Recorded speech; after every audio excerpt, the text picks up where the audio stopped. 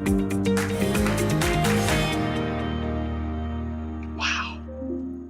Woo! Yeah, I spent all day on that. That's awesome.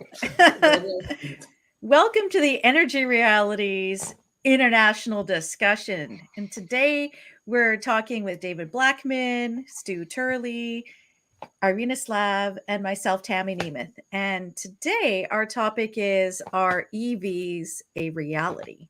And yes, I suppose they are a reality, but there seems to be some hiccups in the rollout and implementation of the sort of EV mandates.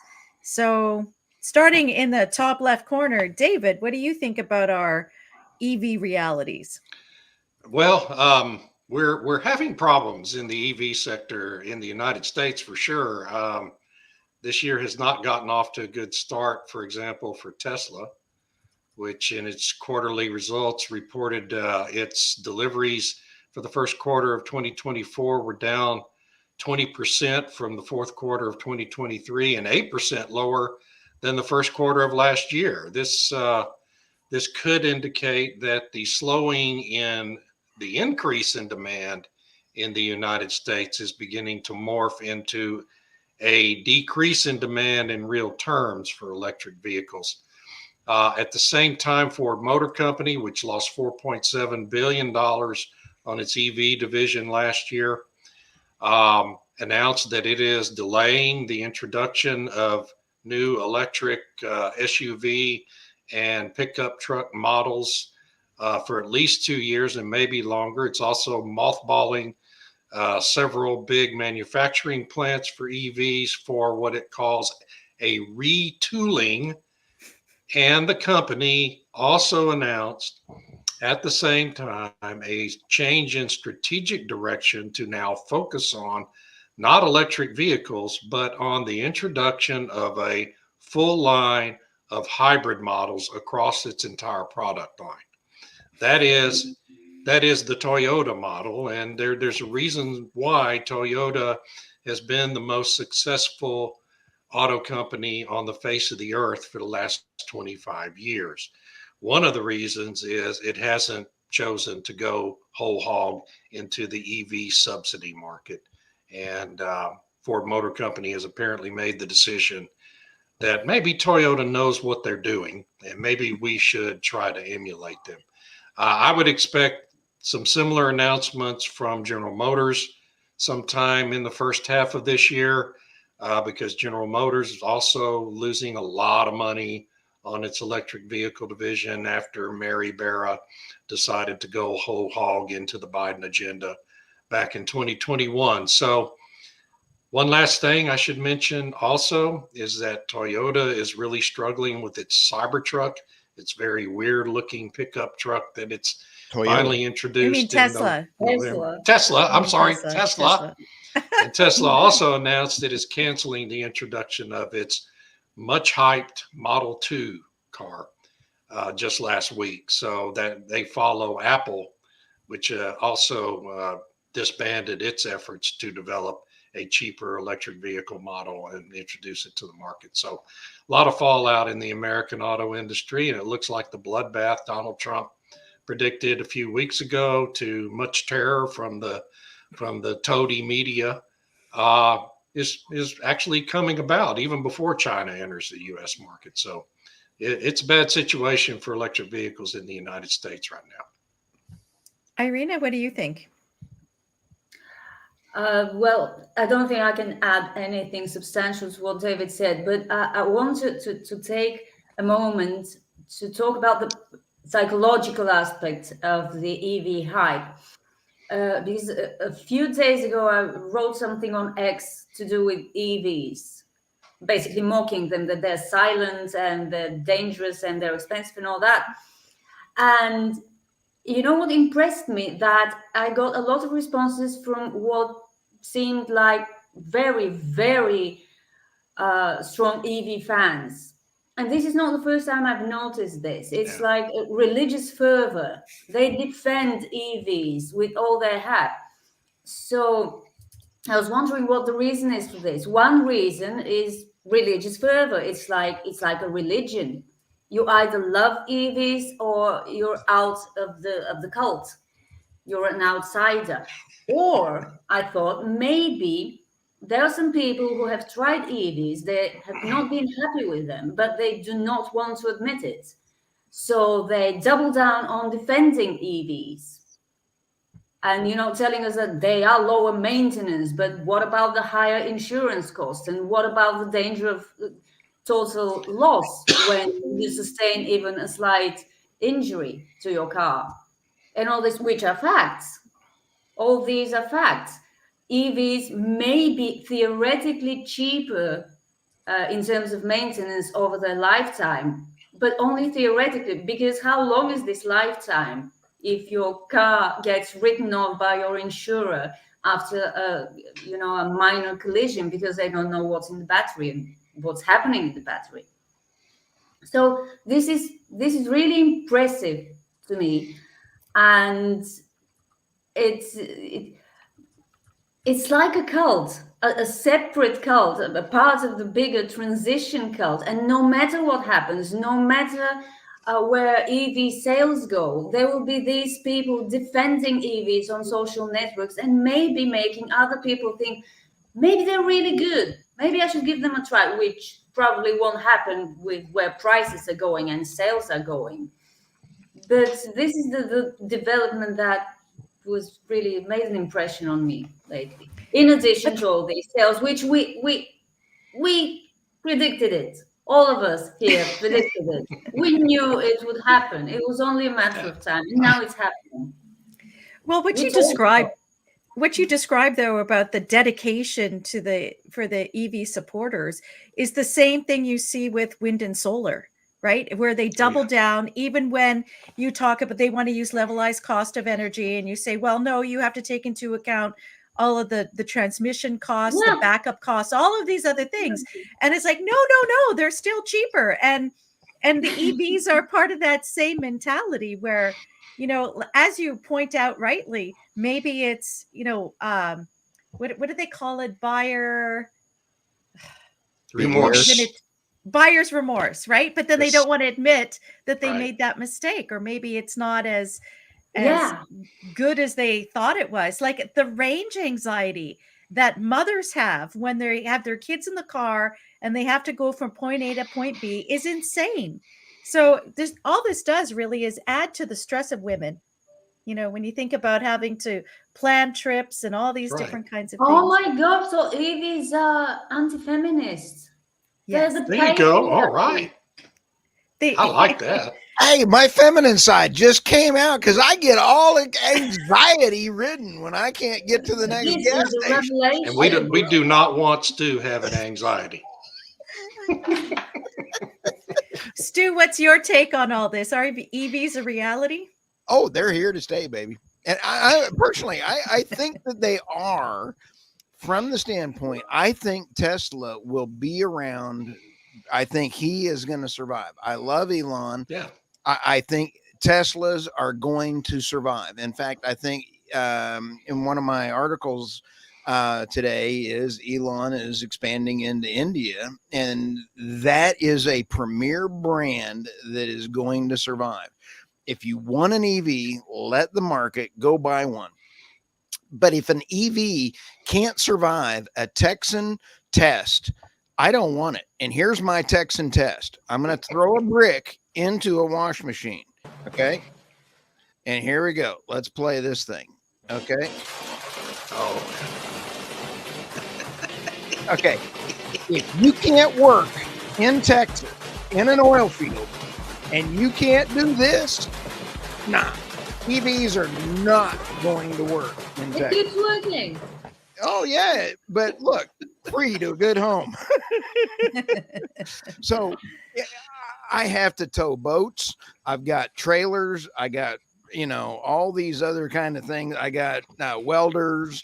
I've got all these power things coming in. I got to haul stuff. I can't do it with an EV that's going to blow up. Why are you hauling stuff? Aren't you?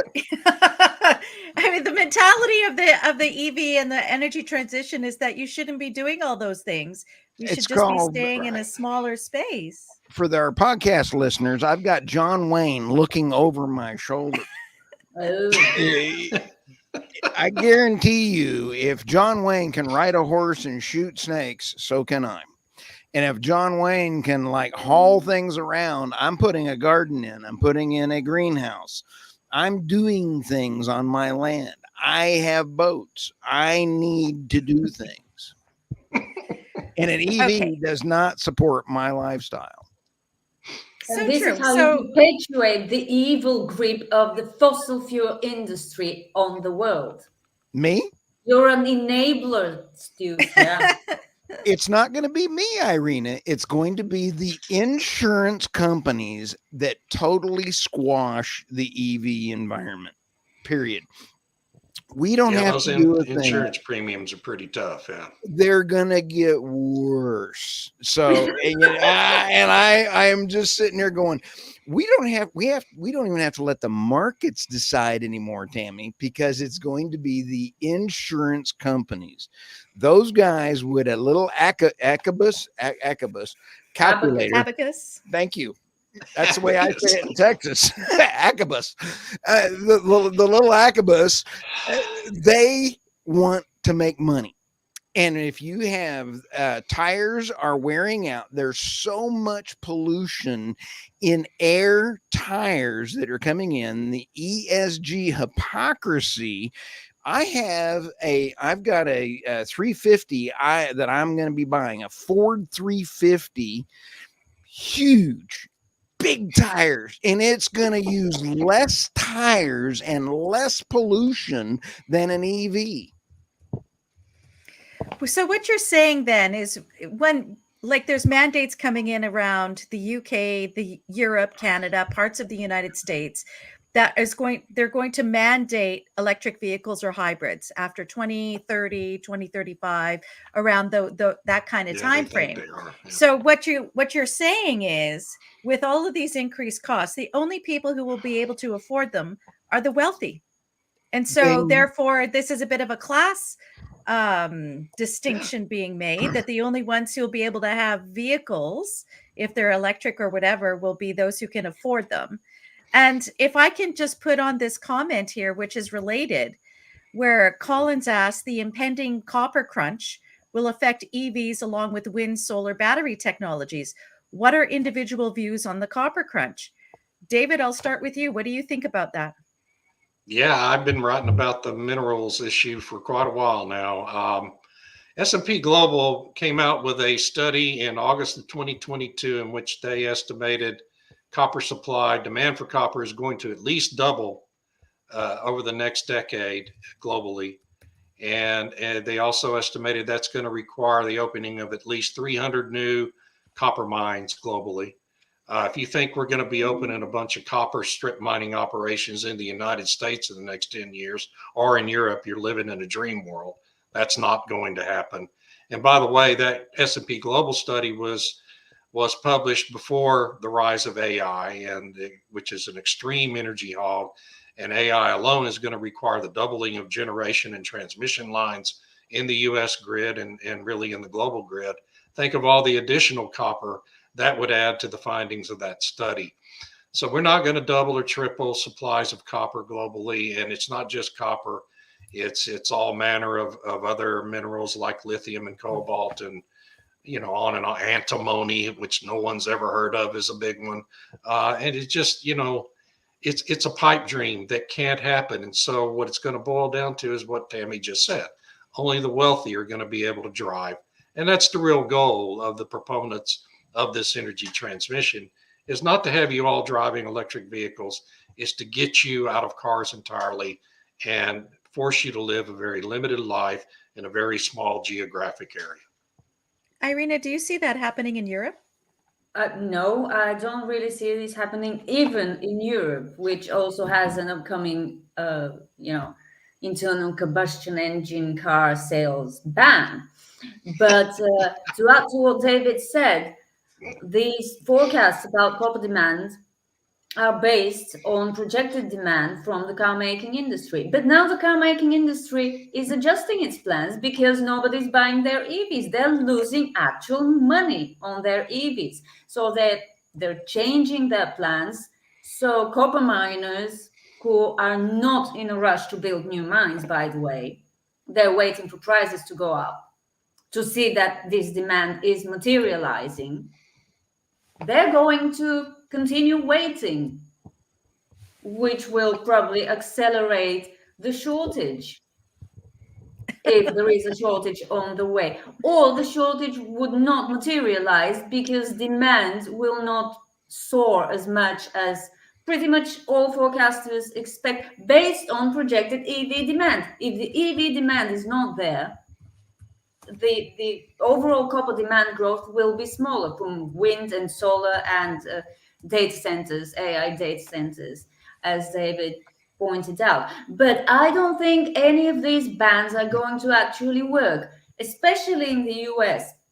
I mean, you guys have the most automobile based culture in the whole world. You cannot get Americans out of their cars and tell them, sorry, if you can't afford an EV, you're walking. Can you imagine this happen at any Not scale? voluntarily, yeah. Well, not voluntarily. What are they going to do? They're going to, by they, I mean the politicians cheering for the ban. How exactly is it going to happen? There will be a revolution. Right. And even in Europe, people are quite attached to their cars. Especially in Germany. Probably, I don't know. I don't have individual impressions, but yeah, we use our cars. We use them to do stuff, to move around. And people are not going to switch to EVs willingly, not on the scale expected and planned. And I don't think even a ban is going to work. I mean, the farmers' protests were over arguably much less than an EV, Yes. than a car ban. And look what they got. They got concessions, and they keep protesting. So when the time comes for these bans come into effect, there will be protests, even long before that, by the way. I feel like people aren't. I feel like people aren't. They just don't believe it's going to happen. Exactly. It's so absurd, right? And so no one's really protesting or putting up a fight because they're like, "Are you kidding me? This is stupid. What are you doing?" Yeah. And right. And so then it's like, okay, how the EPA, David and Stu, have just put in that new tailpipe regulation, which is ridiculous and absurd. And everybody's saying this is absurd, but they're still doing it. So I don't know. Are there any plans to sort of litigate that rule? Oh, yeah. You know? Yeah, there's all kinds of litigation's been filed. And of course, we've got an election coming up in November. And if the Democrats continue to press these issues as overtly as they've been doing, and then they're going to get slaughtered at the polls. And one of the real problems, I think, for the politicians now is that the Malthusians in the climate alarm movement, who have always kind of tried to stay behind the scenes with their population reduction rhetoric and all their rhetoric about 15-minute cities and all these limiters to human freedoms, that is really at the base of their agenda. It's really the foundation of the whole agenda.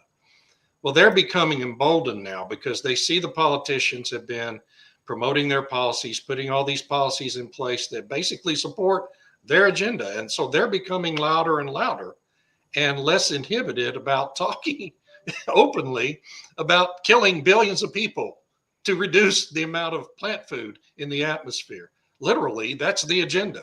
And the louder the Malthusians become and the less inhibited they become, the more difficult it's going to be for the politicians to continue supporting that agenda. And I just think that's going to be a continuing phenomenon throughout the next few years.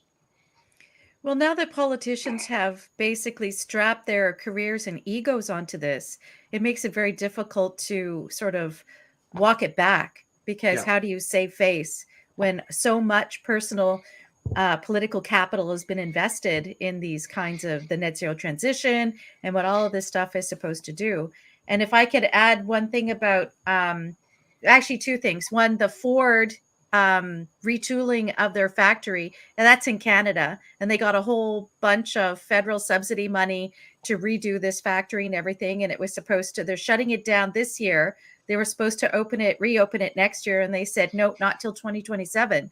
So now this factory that had been producing components or assembly lines for various Ford vehicles for North America and Canada, they're shutting it down until 2027. Right. That's 3 years. And they're extended layoffs of the workers and whatever. I'm not really sure how that works out, if they're fired, go on unemployment, whatever. And then the other issue is with the copper. And I talked about this a little bit earlier, where there's all these copper thieves going around stripping out the copper from the charging stations, selling it to the recyclers, who then turn around and sell it back to the companies that put together the chargers. So it's like the ultimate circular economy. So, very You very can't buy that ingenious. kind of You entertainment. cannot. Circular economy. Circular Well, economy, I probably. guess. It's like that South Park episode with the gold, the secondhand gold and stuff, which is really amusing. And yeah. I love South Park. So Stu, what do you think about the issue of copper, and will that be a limiter, or do you agree with David that it's not going to matter? Oh no, I think it's going to get worse than that, and I can't believe that it's going to get worse. And I feel like I've got what little hair left. I need to go turn on and just light myself on fire today because of the eclipse. But I want to give a shout out to Colin again. Colin, if I can go ahead and bring this up. Cummins, Dotes, and Toyota are all manufacturing hydrogen internal combustion engines. And Tammy, and I love the idea of hydrogen. I think hydrogen is absolutely way cool as a thought process. However, the Hindenburg happened for a reason. And so the water is a huge issue for hydrogen. We're going to be limited on it. Yesterday, or this morning, actually, on my podcast with Michael, we talked about AI. David, you just brought up AI. Water usage on AI is incredible. I did not realize how much AI is using water. So we have new technologies, and Toyota's all in on the hydrogen internal combustion engine. Love it. I think the technology is going to get there. Don't call me, I like the idea, but the fact that water is going to be such a huge issue is very, very frightening. And then David, your point also, the cost of electrification of the rules of commercial trucks fleet is $1 trillion just for the charging stations. So just for the charging stations. So talk about a circular economy over here. The charging stations Irina, we've spent $7 billion, and we've gotten 3 charging stations in the U.S. Yay! How stupid are we? I mean, we're about as dumb as it gets. Can I say one thing about hydrogen, and I'll make it brief? I think the idea for hydrogen transportation is a glorious idea. It's always been just around the corner since about 1973. We're half a century later. It's still just around the corner. I'd be willing to bet that if we're still doing this podcast this time next year, by that time, we will have done an episode just like this one we're doing on EVs today about the future of hydrogen transportation, because the infrastructure challenges are just enormous. The transportation of hydrogen can't be done in natural gas pipelines for people who still cling to that mistaken belief, because the hydrogen molecules are less than half the size of a natural gas molecule, and you'd have leaks all over the place and explosions all over the place. And I just think that the federal government in the United States already, is implementing a law at the Treasury Department that's going to destroy this nascent big hydrogen hub industry that Biden supposedly wants to build. Well, his own Internal Revenue Service is destroying that dream. So it's just, I think as a potential alternative to gas powered cars, I guess it's viable if you had unlimited money, but we don't have unlimited money, even though the AOCs of the world think we can. We just don't. The world doesn't work that way. And so I just don't see it as anything that's really going to be successpull. And besides, they want it to be green hydrogen. That's right. Yeah. You're even limiting. Hydrogen. Yeah. It's going to push the costs sky high. And I got excited when I heard about brown hydrogen when they were going to make it out of waste factories and poo factories. And I'm serious. We got a rainbow going on here on hydrogen, green, Can you imagine the Hindenburg at the local sewage plant? Holy moly. We don't even want to go there. We got a bunch of comments coming around in here. So if I can make one comment so in Canada, they had Ballard, this company Ballard has been making hydrogen fuel cells for quite some time. But they're really meant for like buses and large equipment or whatever. And so they've been, I think, doing development since 1979, David, just as you point out, since the 70s, right? And it is getting better. And I guess a fuel cell is better than something else. But they did create a whole bunch of electric buses for the 2010 Olympics in Vancouver, and they were too difficult to maintain, and they ended up selling the lot to China. So I guess it depends not just on having that tech, but how do you maintain it? And what are the other risk factors? Now, Stu here has mentioned there's some comments. Mihai is suggested that water isn't really a problem because we have a huge amount of it. I replied that it depends. It depends on the location. If you can use salt water, seawater, and brackish water, then that's probably right. I don't know if you can. You can do it to produce green hydrogen. It uses enormous amounts that have to be distilled. They have to be purified. And then Mihai says that it isn't really consumed. It's recovered. Later. And it's not a zero loss process, the hydrolysis that produces green hydrogen. I wish it was, but it isn't. Sorry, Stu. Oh no, I got 9 screens going. I'm sorry.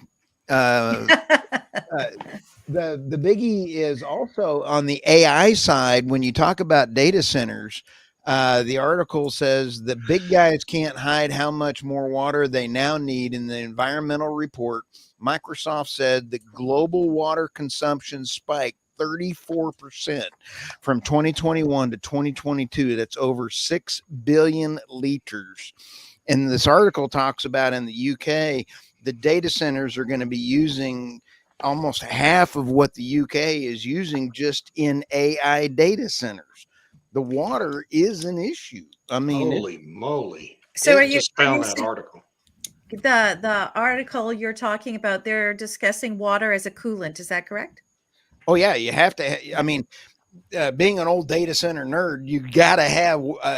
When I did worked on an $8 million server for one server, the cooling for that one server that went to the Department of Defense was incredible.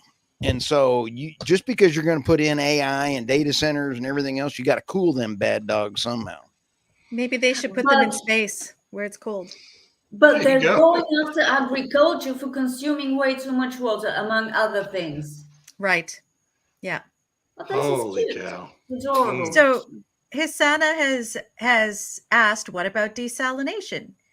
And then it's certainly possible. Again, it's extremely expensive, and it just adds to the total cost of the process, so it can't be cheap. Right. Yeah.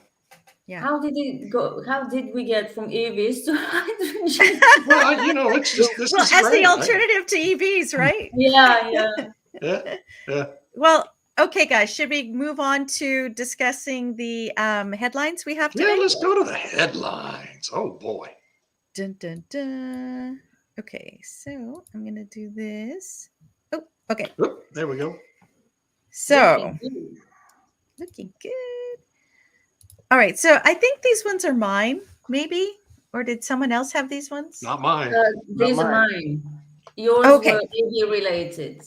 Okay. So Yours were Irina, EV. please tell us about your headlines. Let me start with the Belgian farmer who's suing Total Energies for extra work, droughts, and I can't remember what else. Basically, climate change is affecting his work as a farmer, and he's blaming Total Energies. And I actually wrote about that last Monday because it's a very, very funny case. He's not suing all big oil. He has a choice of big oil majors to sue, even all of them, but he's suing Total Energies. Why? Because Total Energies is the biggest oil company operating on the Belgian market. And he has zero doubt in his mind that it is these companies and the industry's fault that his crops are weaker or whatever, that he has to work more to get the same amount of crops. He seems to have no regard whatsoever about the benefits that fuels have brought to him and other farmers. If there were no hydrocarbons, if there were no diesel fuel, he wouldn't be farming as he is farming. Yeah. He would be plowing using horses or Using oxen horses. Yeah. or whatever. Apparently, this thought has not entered the mind of this person. So he's suing because big oil is all bad. And well, obviously, I have a problem with this because I really don't like seeing such an extent of stupidity. Or he's just joining the fad. It's fashionable to sue big oil for whatever, really. So why not try? But Total Energies recently launched a lawsuit against Greenpeace. So, I would have Turnabout done is my fair homework play. Yeah. if I was this farmer. Anyway, and then the other very, very lawsuit heavy crop of headlines. The other is actually a great story by Kevin Killett for Just the News. Oh yeah. And it's a horrible story because climate activists some of them think that agriculture should be banned along with the oil and gas industry, they're now trying to sue farmers and meat producers, ranchers, meat packagers for climate change. You know why? It's because they can't stop people from eating meat any other way.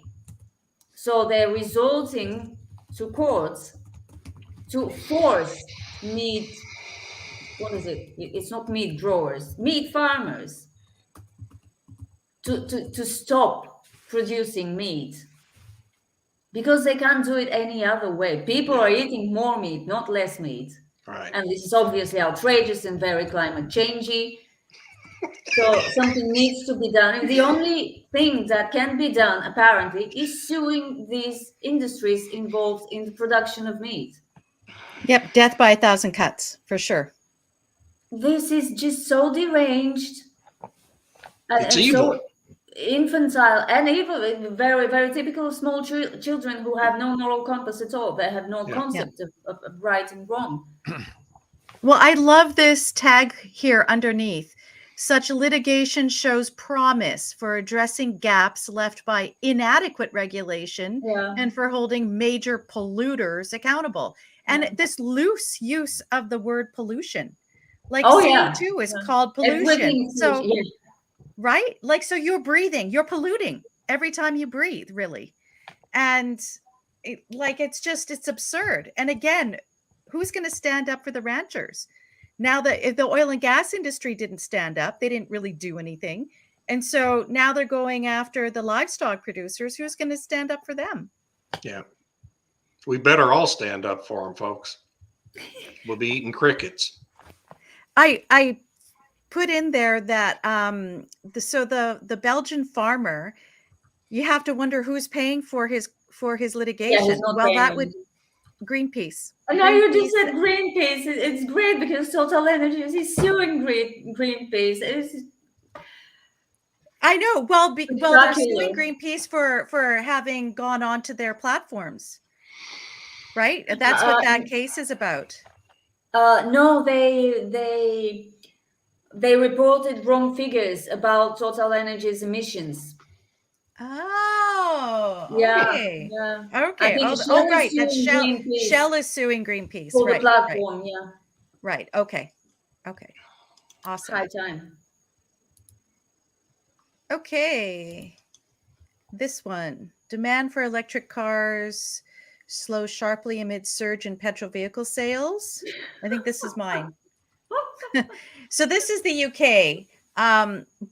So there was this surge in EV sales because everyone is like, oh, EVs are the way to go, the future. We're going to be banning. We have all these ultra low emission zones. And so if you get an EV, you don't have to pay this kind of tax and you don't have to pay to go into your town or whatever.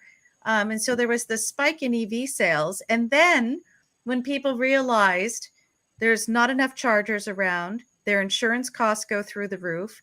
There's all the different things we talked about. Now the sales are going like this. They're heading in the opposite direction and they're really plummeting. So it'll be interesting to see what the UK does, given their plan to phase out the internal combustion engine, just like the EU and Canada and stuff. So that was quite relevant to what we were talking about. And I love this story. There's a EV company called Canoe. And they spent twice its annual revenue on the CEO's private jet travel last year. And I don't think that jet was electric. Oh, goodness gracious. You cannot buy this kind of imitation. Sorry, Okay. Irina? These are ugly. Are these the canoes? And apparently, yeah. that's So the those canoe, are the EVs that they These have are so ugly. for They NASA. sell? Oh my god! Well, Yeah. they're meant for like these facilities, to drive around the NASA Space Center. Yeah. Beauty doesn't matter there. Okay. Yeah, it's not as cool as SpaceX, that has Teslas driving around everywhere. Of course. Yeah. Which look better than these funny little vans. People can't see it, but if you imagine when you were a little kid, you had these little Playmobil vehicles. That's what it looks like. Yeah. Yeah, maybe they're marketing towards how can we market this to kids,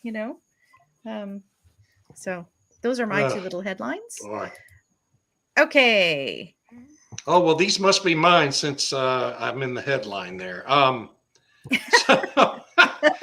I tried to steal this one from you, David, but I did not get it. So I'm going to go with the EPA electric truck mandate first. This is the stupidest. I mean, there's so many stupid ideas, but thinking you're going to electrify America's truck fleet, 18-wheeler fleet, 60% of it by 2032 is literally insane. Okay. There's first of all, there's not a company in America that is mass producing electric 18-wheelers right now. Doesn't exist. Okay. The few models, one-off models that have been produced cost 3 times what it costs to buy a diesel truck. So independent truckers aren't going to buy them. Even the big commercial truckers aren't going to buy them. They're too expensive. They get 170 miles on a charge, whereas a standard diesel 18-wheeler get upwards of 1,000 miles on a tank of diesel. So instead of stopping 2 or 3 times to cross the country, you're going to be stopping 10 or 15 times to cross the country and spending hours upon hours upon hours recharging your truck batteries, which, by the way, weigh 18,000 pounds. That has to be taken out of your payload that you can haul. And right now, the average payload is 20 to 40,000 pounds. So you're going to cut your payload at least in half. And it's the most mind-boggling, stupid thing I've ever seen in my whole life.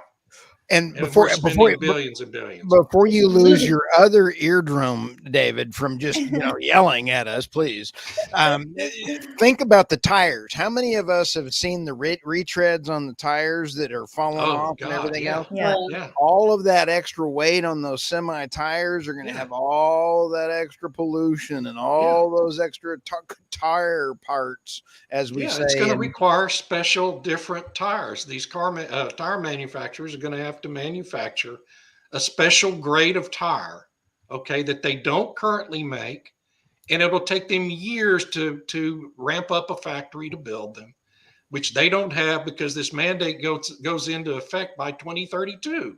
This can't happen. And not only won't happen, it can't happen. There's not enough money or manpower in the world to make it happen.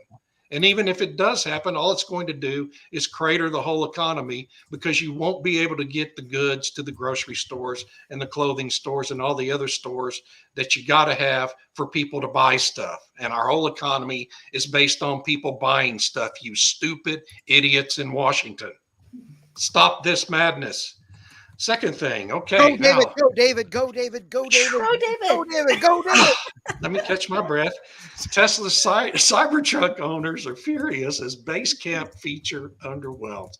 So the Cybertruck, and I've said this ever since it was rolled out by Elon Musk in 2019, is going to be a monumental failure because the design is too radical for pickup truck users to ever accept, okay?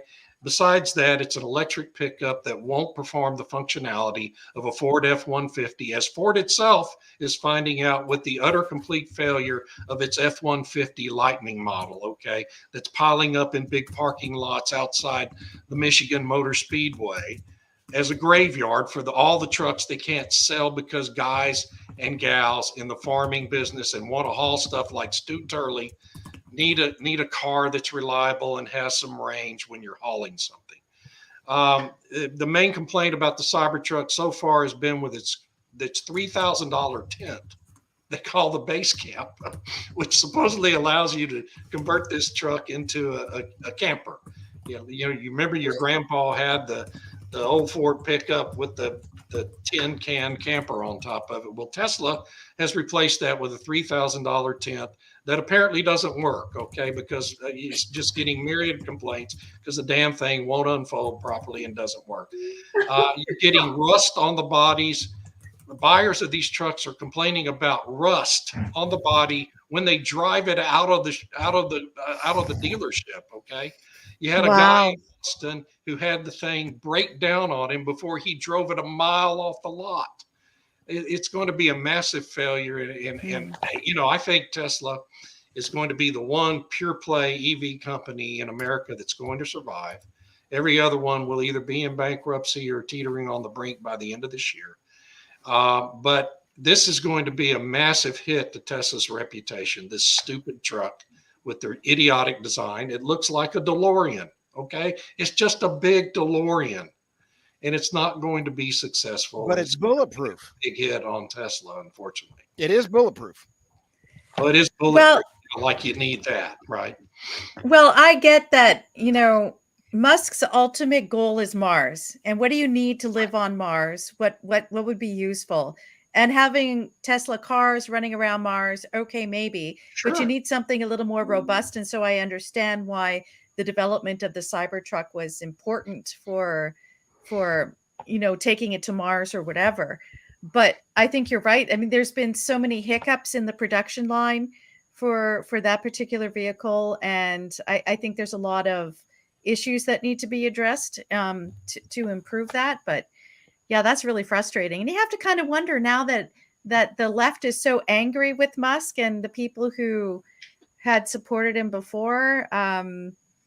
Is that another reason for the decline in purchases of Teslas? Yes, maybe? I think it is. Definitely it is. And what I think is another problem is that Musk and his management team have thought Tesla was immune to the phenomenon we see for every automaker, is that their body designs begin to look stale within 3 to 5 years. Yeah. And if you don't change those body designs every 3 to 5 years, people are going to find your cars to be less attractive. And so 5 years ago, I would look at a Tesla, I'd see it on the road and think, man, That is a beautiful car, and everybody else did too. It's just a beautiful car. But you look at the same car today, and they've continued to crank out essentially the same body style for over a decade now. And they look dated compared to the new EVs from GM or BMW or whatever other automaker you want to say. And this car, this truck that looked so cutting edge in 2019 when Musk rolled it out, now just looks stupid. And people who drive it look stupid, okay, to other people. So Tesla is not immune to this. So I think that's another problem that they're having right now. I had a video I was going to show of the carrot test on the Cybertruck, David. What?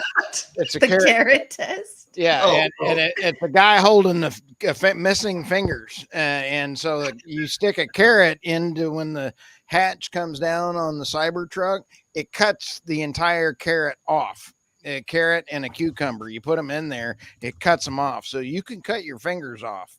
I got that going for you. You know, I got in a salad maker. I didn't know that it was going to do that. Oh, goodness. We got a lot of comments coming around. Okay, I'm done. Y'all go. Man, I got to calm down. Well, okay. So Stu, do you want to do yours, or do you want to look at some of these questions? Yeah. Here's David's thing this morning. I believe it was within the decade, there will be no more snows of Kilimanjaro. Al Gore, 2025. Now you look down here, 2024. Yep. A lot of snow. Way to go, Al. Nothing has changed. No, literally nothing. Tammy, why don't we start going through some of the comments? The only one I really want to say is, Buttigieg is Mayor Pete is absolutely a Nimrod. Hats off to him. He does have a hybrid that he gets to plug in. He has a plug-in hybrid. Got that going for him. And that's about it. And then Tesla is really going to survive. I do like the fact that they will be the EV premier around the world. Tesla's still going to do great. And if you want one, let's let the market decide. Go forth and buy it. So anyway, I'd say let's go through some of the comments that we had. We had a lot of great comments. Okay. Should we start with this one? Where Mihai suggests there's a better way, and that's electric trains. It's working out great in California. And then he said, too bad the U.S. forgot how to build those. Yes, I agree with that completely.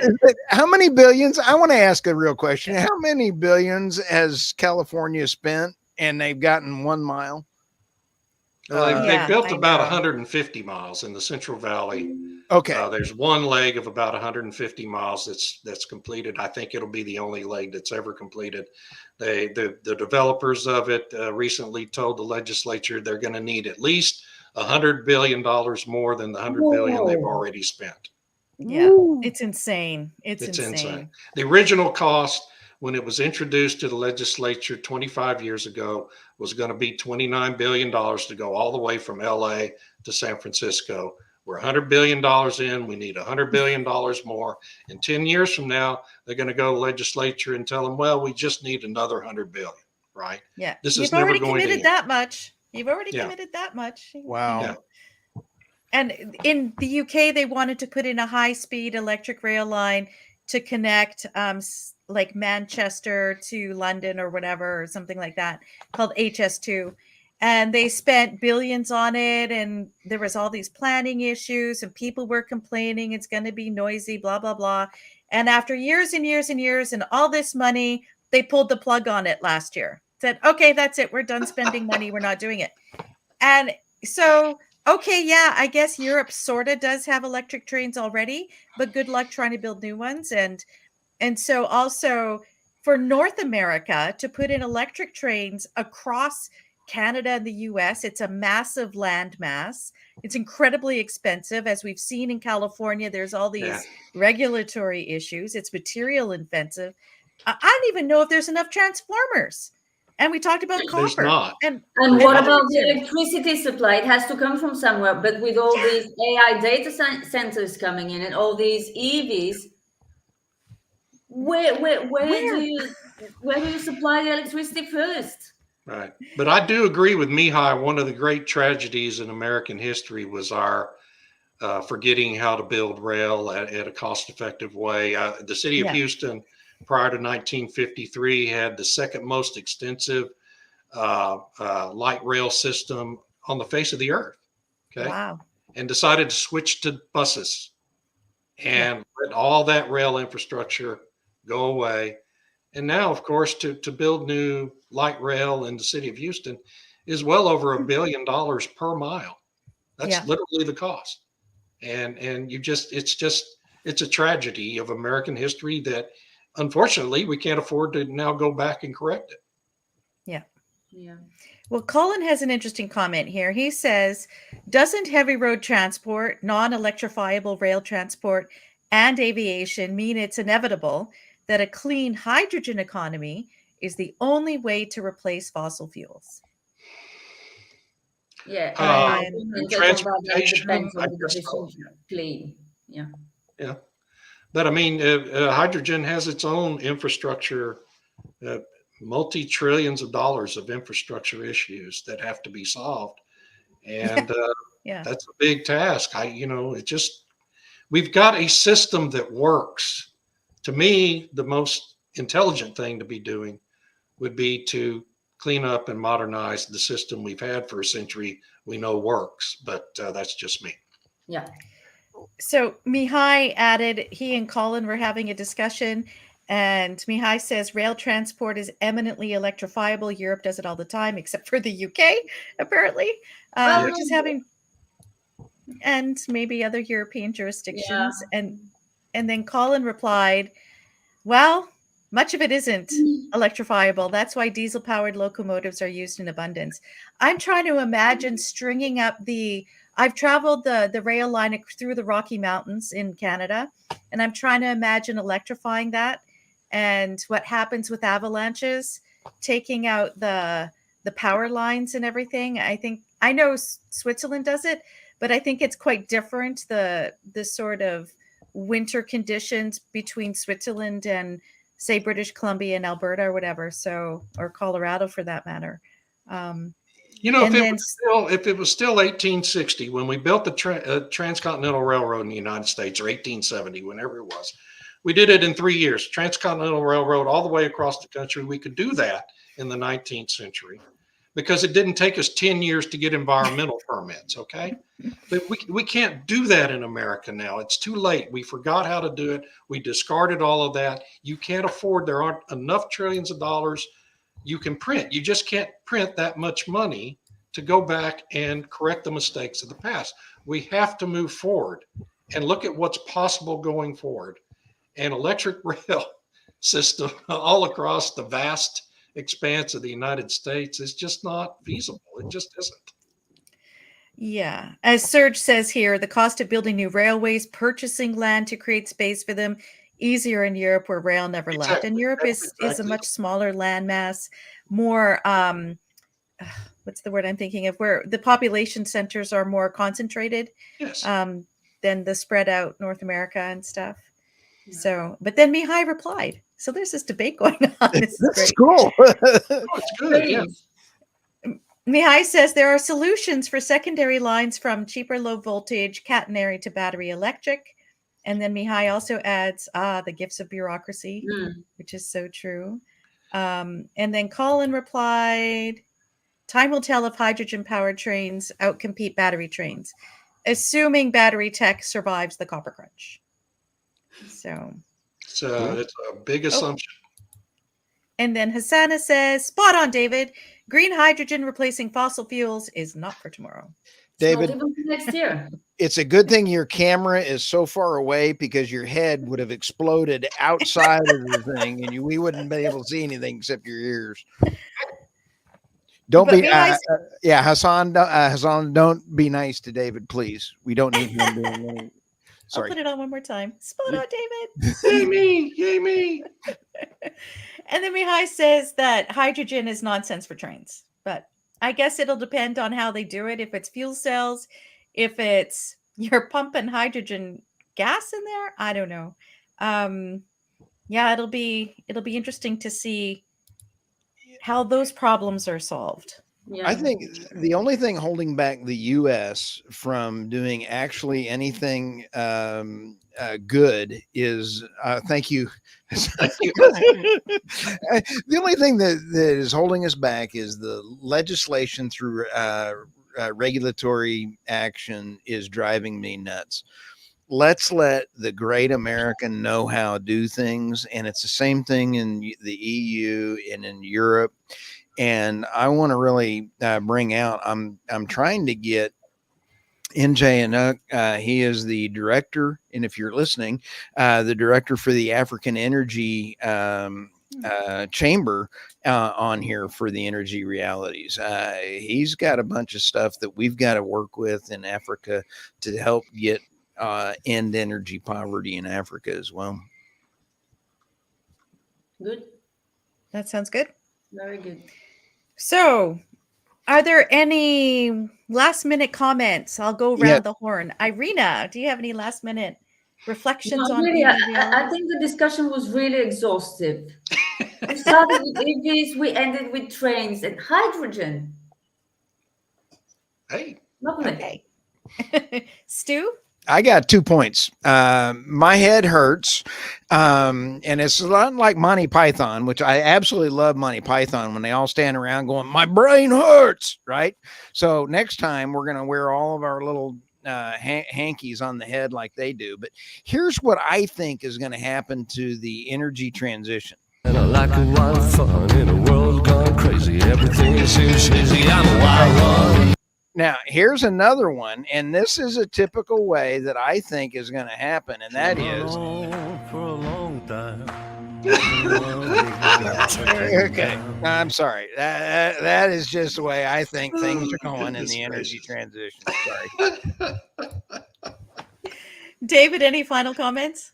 Oh, goodness gracious, where to begin? No, I think I said everything I have to say on this topic. I'm looking forward to next week. Thank you, everyone, for such a great conversation and all the questions that came Thanks, from Tammy. the viewers. Thank you, everyone, for the great comments and questions. This was fantastic. And thanks for the great headlines, everybody. This is awesome. Thank you. See you next week. Have a great Y'all have day. a great week.